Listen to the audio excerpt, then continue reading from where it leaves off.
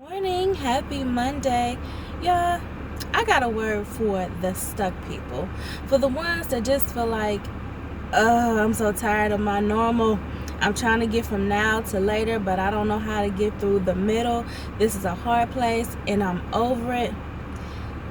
The good news is that you know what, God is so sufficient. He's so loving and he's so all-knowing that he's placed the things that we need to get to the next place on the inside of us or just within our reach. It's not that far away. We get tripped up because we want to overthink things, we want to overanalyze, we want to be the answer instead of seeking the source for the answer, and that tends to be the problem. So we're going to go to second Kings chapter 4 verses 1 through 3. 2 Kings chapter 4 verses 1 through 3. It's Elisha and the widow. You probably done heard the story before, but I'm gonna read it to you anyways. So here we go. A certain woman of the wives of the sons of the prophets cried out to Elisha, saying, "Your servant, my husband, is dead." Like, this your boy. He was serving you, and now he's gone. And you know that your servant feared the Lord. He was serving God. He was serving you. He was serving God. He reverenced God. He honored him. And the creditor is coming to take my 2 sons to be his slaves. So Elisha said to her, "What shall I do for you? Tell me, what do you have in your house?" And she said, "Your maidservant has nothing in the house but a jar of oil." Then he said, "Go borrow vessels from everywhere, from all your neighbors, empty vessels. Do not just gather a few.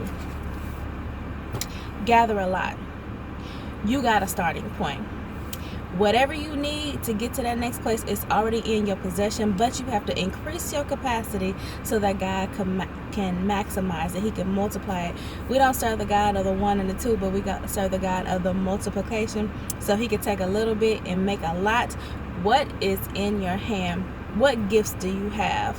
What problems do you see? Typically, the problems that you see, God has placed the answer on the inside of you, but you have to go to him and seek him about how to operate, how to flow, so that you can be an answer. When you're an answer, you become valuable. When you become valuable, you get paid.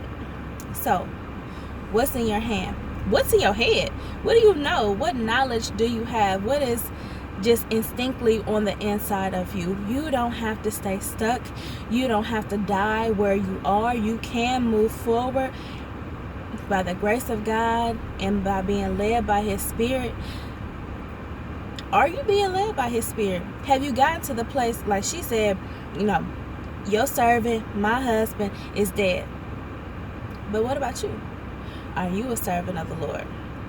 Are you seeking him with your whole heart? Are you abiding in his presence? Is his voice doesn't have to be the loudest voice in your life, but it should be the voice that carries the most weight. So is that the case? Are you leaning in? Are you listening? And if you are listening, are you obeying? Because those two go hand in hand. And I promise you, the more you obey, the more you'll hear. The more you hear, the more clarity you'll get. The more clarity you get, the more steps you can take. God will give you strategies from heaven, but it takes being in his presence to get that. So you want to get to the next place? Don't we all?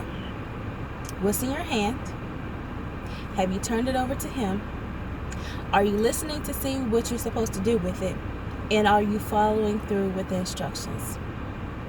That's some motivation for your Monday. Baby, you don't have to stay stuck, but you got to get to moving.